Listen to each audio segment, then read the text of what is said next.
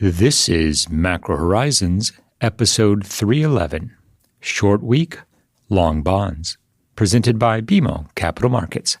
I'm your host, Ian Lyngen, here with Ben Jeffery to bring you our thoughts from the trading desk for the upcoming week of February 18th.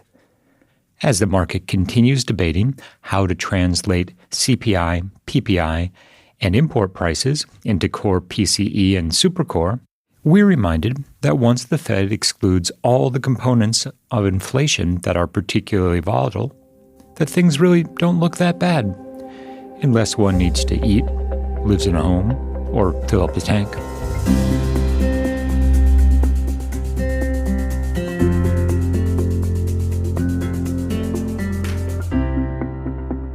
Each week, we offer an updated view on the U.S. rates market and a bad joke or two. But more importantly, the show is centered on responding directly to questions submitted by listeners and clients. We also end each show with our musings on the week ahead. Please feel free to reach out on Bloomberg or email me at ian.lyngen@bmo.com with questions for future episodes. We value your input and hope to keep the show as interactive as possible. So that being said, let's get started. In the week just past, the Treasury market put in a remarkably volatile performance, all things considered. We saw a very significant backup in yields as a function of the higher-than-expected core CPI numbers.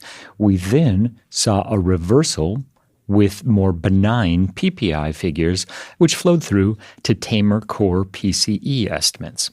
We also saw the refunding auctions tail, both 10s and 30s, which added to upward pressure on Wednesday. However, Thursday's long bond reception was overshadowed by PPI and the implications for core PCE. We'll be the first to concede it is a very rare turn of events in which CPI is overshadowed by PPI. However, concerns regarding residual seasonality within the CPI series left investors somewhat more skeptical of the data than might typically have been the case. We'll argue that that's one of the reasons that the market was quick to fade Wednesday's selling pressure, and we have subsequently seen 10-year yields come back to the orbit of 450. Now, the front end of the market underperformed, and the 2s, 10s curve reflattened. We ultimately think that the path forward involves a steeper yield curve. However, we're very sympathetic to the reluctance of the 2-year sector to price in anything other than stable monetary policy for the foreseeable future. The strength of the core CPI series has pushed off our rate cut assumptions until the second half of 2025.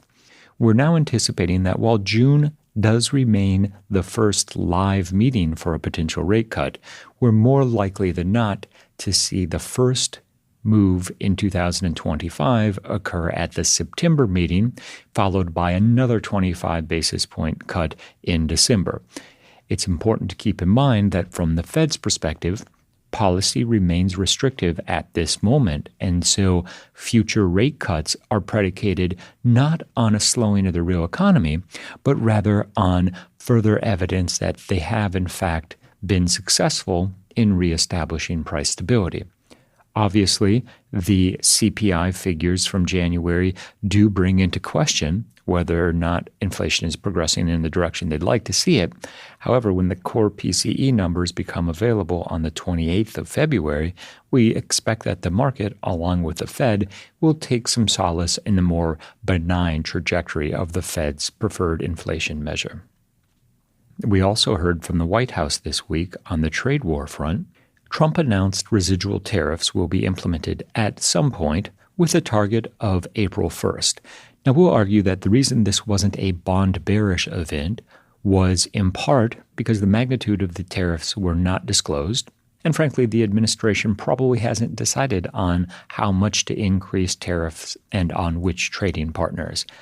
Moreover, the fact that implementation will not occur until the 1st of April offers other nations plenty of time to engage with the White House in negotiations to avoid a more dramatic tariff increase.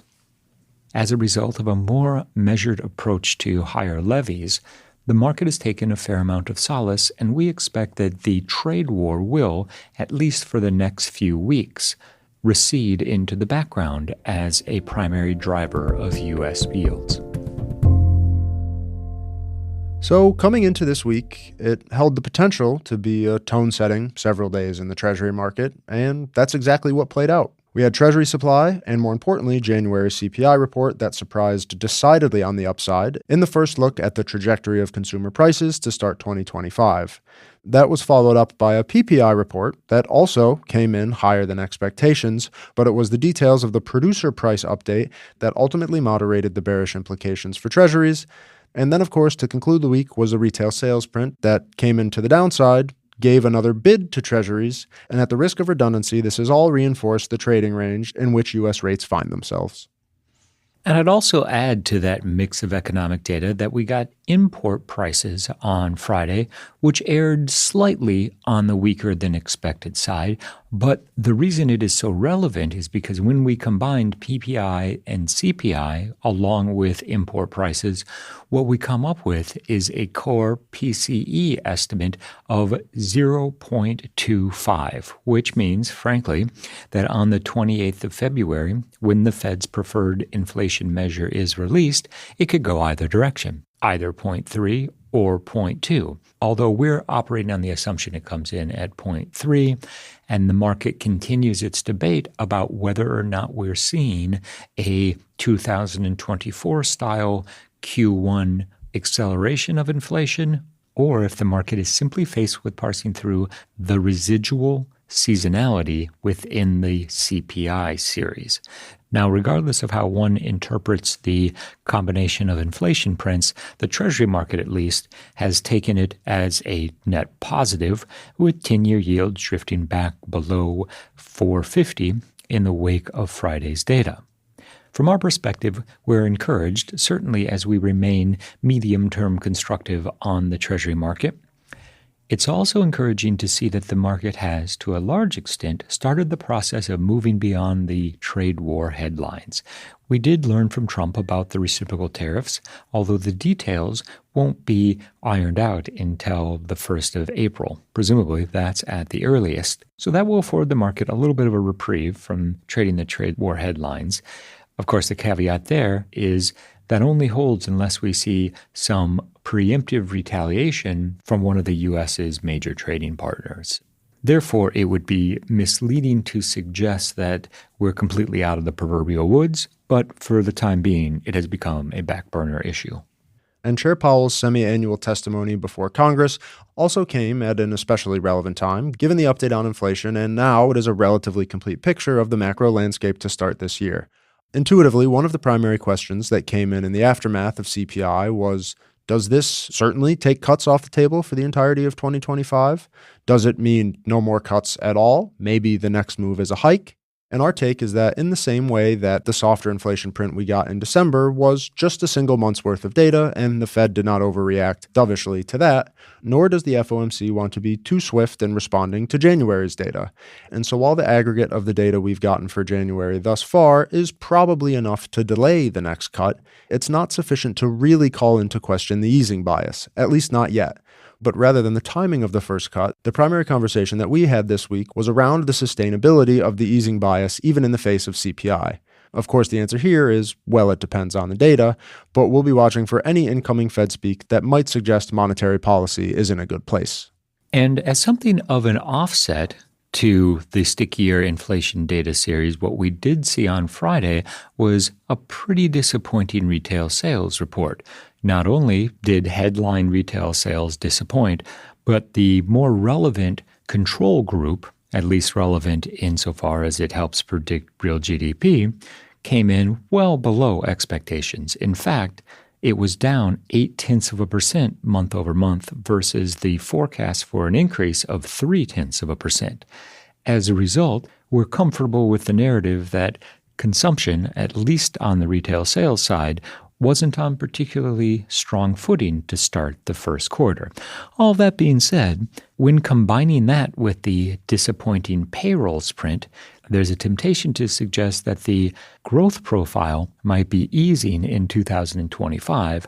However, as long as inflation remains topical and the trade war continues to keep the market worried about another reflationary surge, it's very challenging to imagine that the Fed will do anything other than remain on hold during the first half of this year.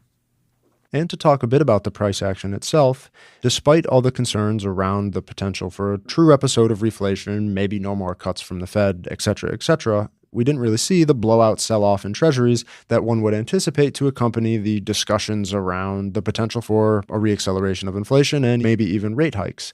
Instead, what we saw is that the backup in yields was generally viewed as a buying opportunity that was then accelerated by the retail sales report. But to learn something from the moves in yields themselves, if a CPI report that looks like January's is not enough to get 10-year yields back to 480, then there's clearly still demand for rates at these levels, even with the latest update on the inflation landscape. It's also notable that the move back toward lower yields took place in flattening fashion, so the long end outperformed, which is very much in keeping with this idea that policy rates are going to remain steady for the foreseeable future, maybe even beyond the foreseeable future. And when we put this in the context of the market's price action, it is notable that we did have two auctions that tailed the 10 and the 30-year refundings, and still the bond bullish momentum overshadowed what could have arguably been characterized as a little bit of supply indigestion. That being said, a lot of the headlines out of Washington have changed the conversation about deficit spending, with an effort to rationalize the size of the federal payrolls and find new government efficiencies, as it were. There's been a tone shift around the anxiety of runaway deficit spending. Now, we're not going to make the argument that the auction sizes won't be increasing in 2026 or beyond, but rather there seems to be less very near-term urgency to ramp up the size of Treasury auctions. It also hasn't been wasted on investors that, at present, tariffs represent roughly 2% of the federal revenue. In an environment of ever-increasing tariffs, one can assume that that will at least be tax revenue friendly and therefore offset some of the growing deficit spending. Of course, we don't have a complete budget from Congress, certainly not one that can be agreed upon, and therefore the uncertainties around both the revenue and spending side of the budget will remain topical and tradable over the course of the next several weeks. And circling back to the Humphrey Hawkins testimony from Powell this week, it arguably wasn't anything about inflation or the state of the labor market that offered the most tradable impulse from Capitol Hill, but instead it was Powell's mention of regulatory relief and a soft commitment by the Fed to look into and address the regulatory concerns that are hardly a new story in the market. After all, we heard from Bowman just a few weeks ago about the exact same topic, but nonetheless, with the chair opining on the issue, we saw a rally in spreads that is very much keeping with this idea that less stringent leverage ratios are going to free up more demand for treasuries from the bank community and offer increased capacity to take advantage of rates that are still at fairly attractive levels. So the deregulation narrative got the endorsement from Chair Powell, and along with a repeat of data dependence, that was really the primary story on Wednesday as Powell addressed the House Financial Services Committee. We also saw an update on the employment front that's worth acknowledging, and that was another benign jobless claims print.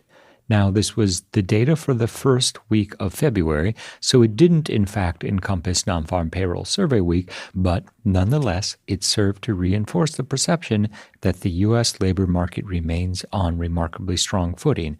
And in translating this to Trump's trade agenda, at least thus far, Trump can continue to point to the resilience of the U.S. economy more broadly as an underpinning to push more aggressively on the tariff side. The offset of that comes in the form of higher than expected realized core inflation, because if the administration is risking a further reacceleration in inflation, there would presumably at some point be political consequences. That being said, As the most recent University of Michigan Confidence Survey figures showed, there is a very significant divergence between forward inflation expectations for Republicans and for Democrats. The forward inflation expectations for Republicans are effectively zero, whereas for Democrats, it's north of 5%. It's very interesting to see this type of divergence, and it implies that Trump's approval ratings, which presumably have a strong GOP underpinning, will be initially insulated from higher than expected realized inflation, at least at this stage in the cycle. So, inflation really is in the eye of the beholder. Dear CPI, Happy Valentine's Day. In the week ahead, the Treasury market will be closed on Monday for President's Day, and the data offerings are relatively limited. We do see the regional manufacturing updates from Empire State and Philly Fed, as well as a few housing data points. On the supply front, Wednesday has $16 billion 20 years on offer, followed by Thursday's 30-year TIPS auction of $9 billion.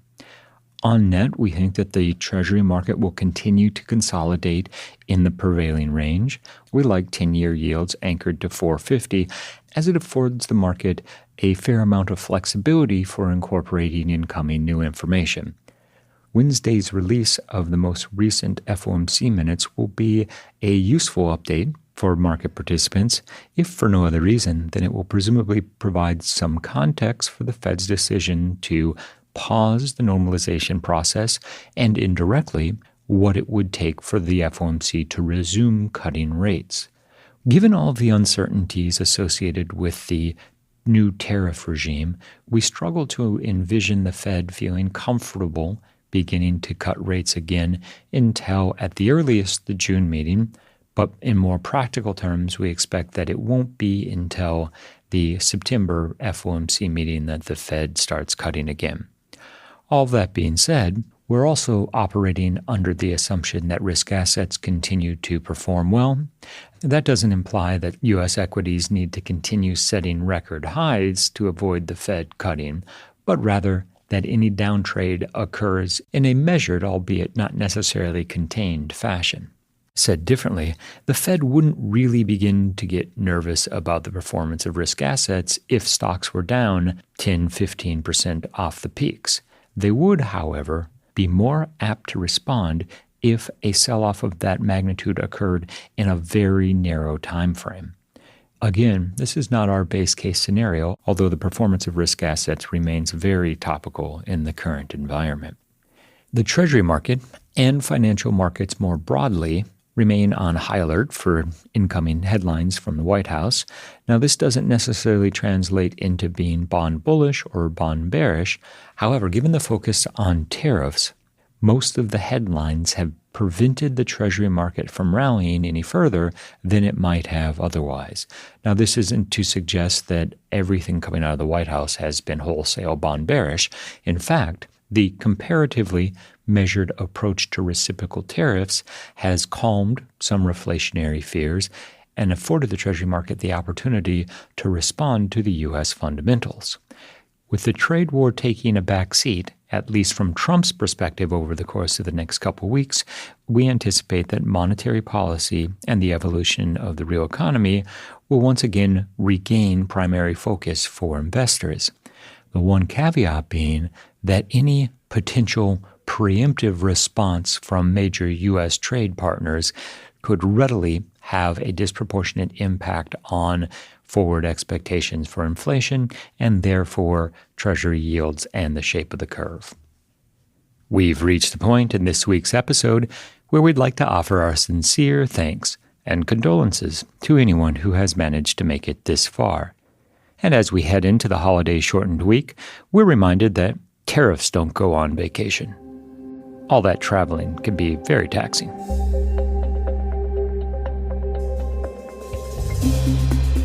Thanks for listening to Macro Horizons. Please visit us at bmocm.com/Macro Horizons. As we aspire to keep our strategy effort as interactive as possible, we'd love to hear what you thought of today's episode. so please email me directly with any feedback at ian.lyngen@bmo.com.